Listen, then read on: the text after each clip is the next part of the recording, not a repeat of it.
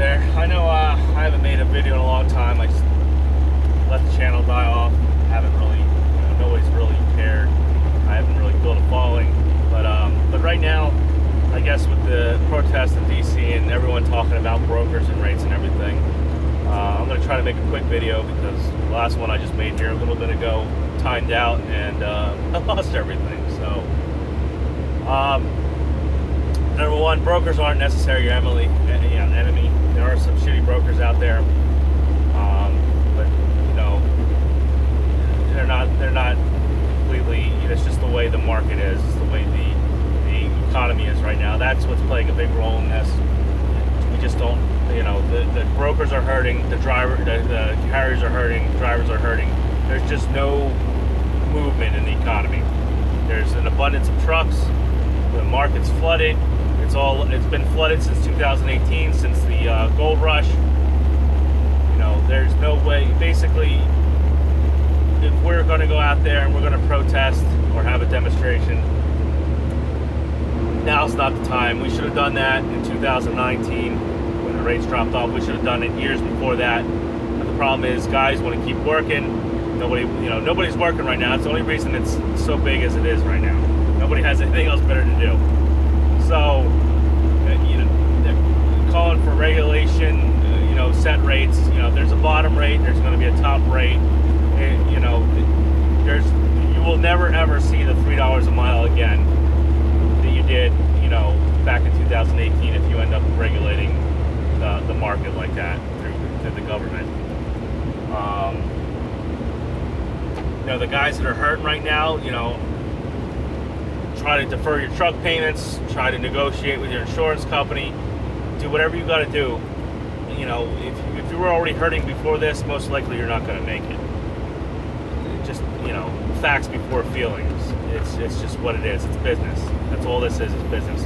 The same thing with brokers. It's all business. That they're in it to make money just like you're in it to make money. There's brokerages laying off people right now too. They're trying to stay in business and they're going to try to make up for their lost profits. Just like if you could get it right now, you'd be running for $2-3 a mile right now too. So there should be no bashing in between. The broker negotiates with the customer. Then the broker assigns a load to whatever driver decides to call on it. Right now, it's a race to the bottom for everybody. Brokers, shippers, drivers. Basically, the only people that are, I wouldn't even say shippers. Most shippers, now I'm sure there's a few out there. I wouldn't even say most shippers are making money now because a lot of them have lost a lot of their customers too. The same thing right now. Everyone is hurting. Everyone, and it all depends on whether or not you had a large enough profit margin that you can outweigh this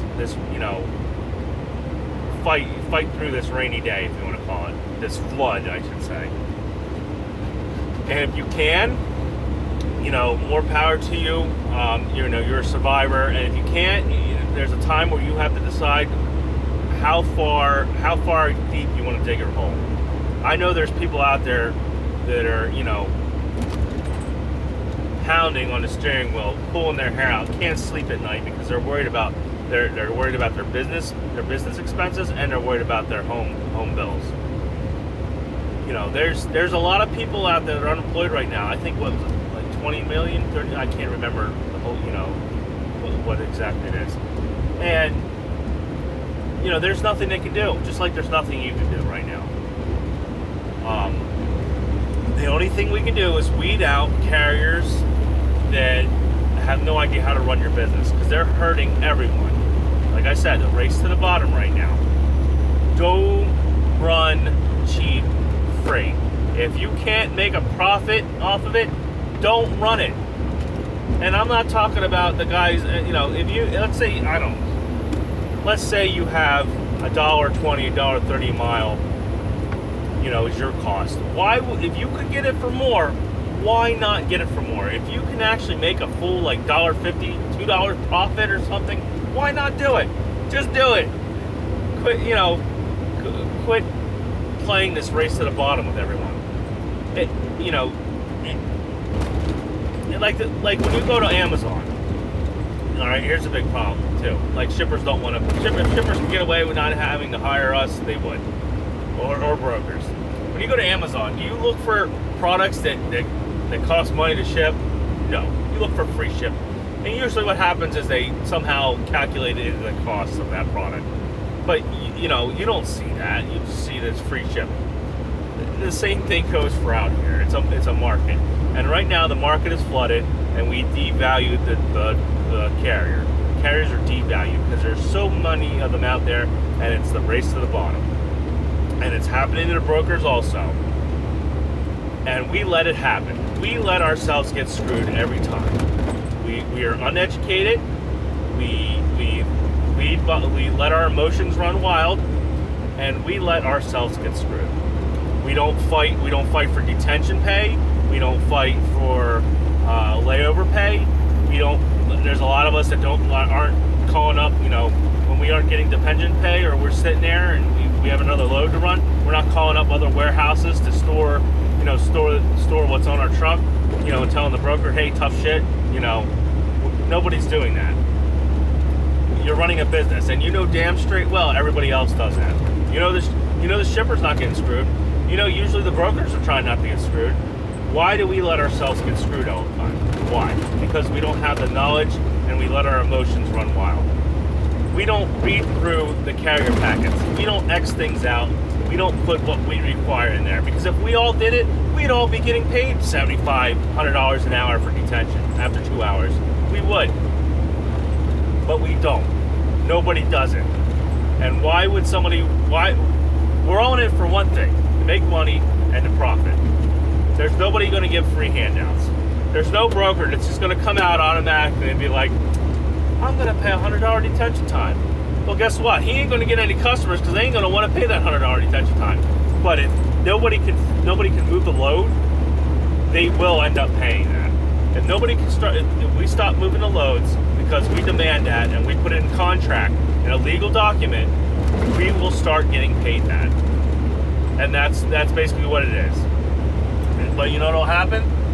You'll find somebody else out there that wants to. It's almost like the guys that think if they run more miles, they're gonna make more money. You basically set the rate. The better the rate, the less miles you have to run, and the more money you make, because the less expenses are going out. All right. And what'll happen is if we end up getting that, there'll be people coming in that keep undercutting everyone else because they think that they're gonna corner the market, and what they'll do is they'll just collapse the market. It's no different than printing money out. Basically, it's printing carriers out. You're going to devalue the carrier, and you're going to flood the market, and anybody is going to, there'll be a race to the bottom. That said, best things you can do, like I said, the insurance, try to defer your truck payment, just try to hang in there. If you were hurting before this, you're probably not going to make it. 2018, if you didn't save your pennies up for that when it was a nice sunny day, you're probably hurting right now too. Quit going on YouTube and proclaiming how great the rates are when that happens, like when 2018 happened. Quit giving guys false hopes, because they see this and they think it's a gold rush, and they go and do it. They have no idea what their costs are. They just go out and buy the shiniest new truck they can. The only people that should be buying brand new trucks are mega carriers or very large small carriers that know what they're doing. The borrower is a slave to the lender. That's why you're not pulling your hair out because you're losing money and you got money sitting in the bank. You're pulling your hair out because you have no idea how you're going to make that truck payment at the end of the month or end of the week or whatnot. Whatever you got going on, you have no idea how you're going to make your mortgage payment. You have no idea how you're going to make your car payments. You're where your wife's going to leave you. That's what causes that. And the best thing you do is calm down, don't let your emotions take you over, and start making smart business decisions. You have to lose 5 or 6 trucks to save your business? Do it. Sell them. Try to sell them right now. Even if you take a loss on it, it'll be better. Take a loss and try to pay the difference if you can afford it. That's the only way you're going to make it through this, and learn from it. We name our price. The problem is there's guys out there that have no idea what price they should be naming and are just taking anything. And that's what's killing the rates, and that's what's killing us. Right now, I can't really talk for right now, because right now is basically Armageddon. It's economic Armageddon right now. And there's nothing you can say or do that's going to do it unless you want a free handout from the government. And that's not going to fix anything. That'll probably cause a worse problem long term. Just ride this out as long as you can. If worst comes to worst, you might have to let your business fail. You might have to let your business fail, and you might end up driving with somebody else again. You might not like it, but that might be what you have to do. And when the time comes, you should probably get as much knowledge as you can and prepare for rainy days like this, or catastrophic days like this, and learn from them. You'll be able to get another truck again.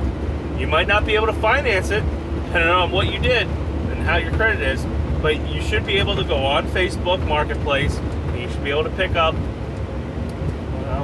I don't know, you might be able to find a Volvo, cheap Volvo. I know you don't like it, but hey, it makes money. It makes money. Find a Volvo with an ISX in it, or maybe an older Volvo, you get a CAT in it somehow, one of those Volvo whites or whatnot that's in decent shape.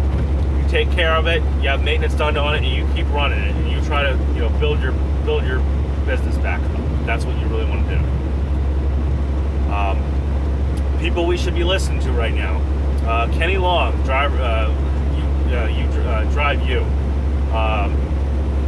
Jason Pope, the trucker's coach. He goes over a lot of good things. He doesn't know everything. I don't know everything. Everybody has their own place, I guess, in this. Trucker Exec. Trying to think who else maybe to watch. Depending on how you are.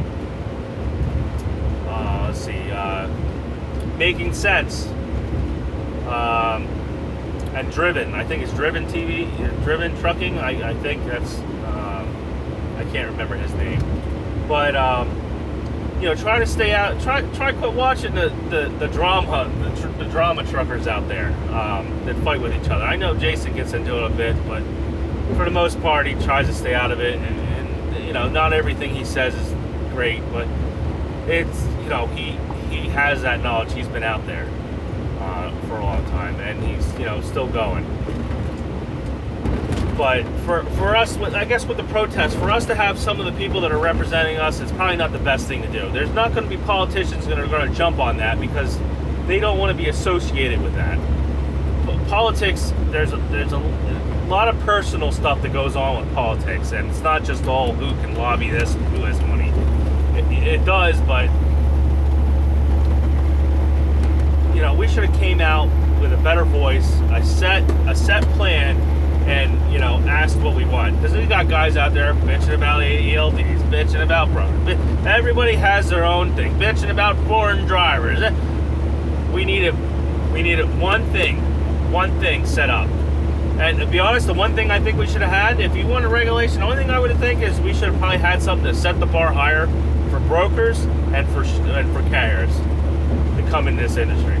Because I know everyone's like about the the little guys should be able to get ahead, the American thing. The problem is some of the guys that come in this industry have no business running a business. That's the problem. And these other businesses that we work for that are our carriers, like brokers or the customers of those, or our customers if we have them, they are a business. They have lawyers. They have master's degree in business management.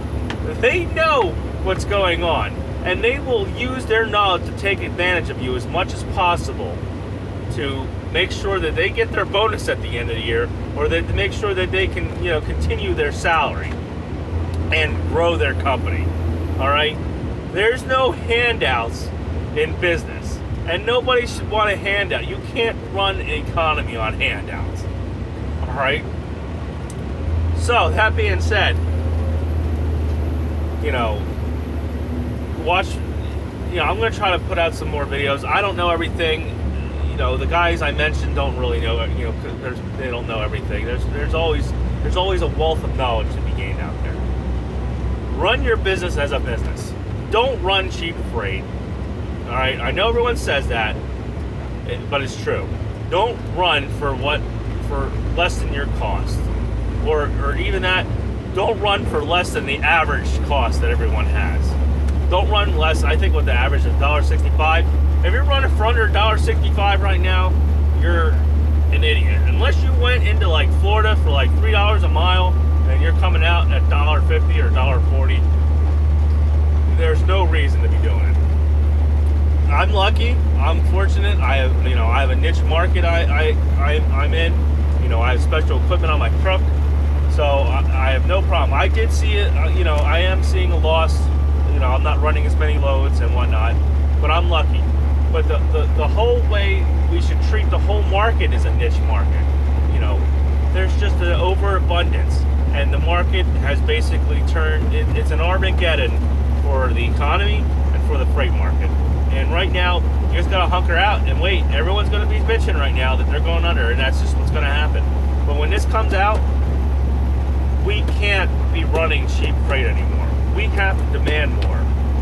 There's no, or we'll see it slowly uptick over time. That's what'll happen.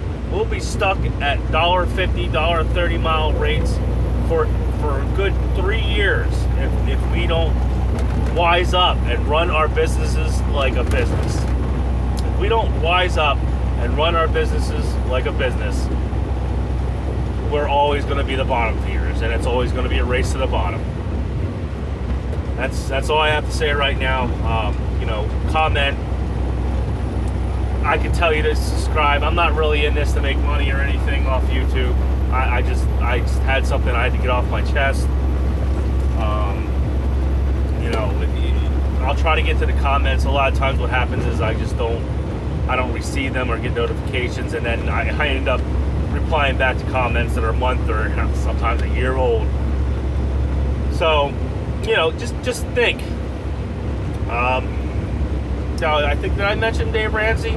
Yeah, Dave Ramsey is somebody. If you're going to run your business, you know, I know. If you have a business, there's no doubt about it. You're probably going to end up having to finance something or have some kind of debt. But like I said, the borrower is a slave to the lender, and that's what most of you guys are freaking out right now, is because you have over borrowed, and that's just, you know, it is what it is. So like I said, Dave Ramsey, Jason Pope, Truckers Coach, Kenny Long, You Drive You. I forget his name, but it's making sense. And driven trucking. I think it's trucking driven. I can't remember. But if you want any bit of half decent knowledge, I would suggest those videos. You know, through their videos. You know, good luck out there. You know, stay safe. Hope your families are, you know, in good health. And that's it for now.